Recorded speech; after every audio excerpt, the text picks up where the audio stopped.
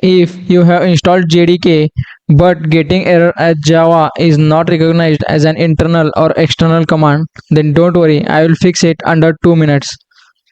So this error is occurring because Windows operating system is not able to find Java's bin folder in our path. So to fix this, first of all open your C drive. Inside this, open program files.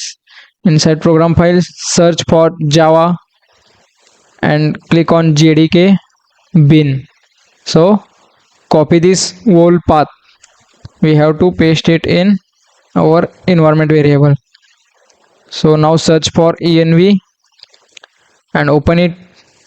Click on environment variables.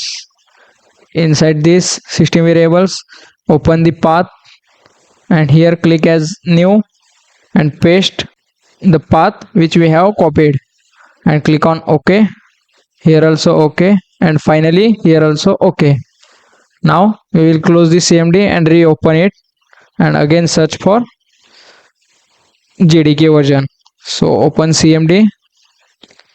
I will increase the font size and again search for Java hyphen hyphen version.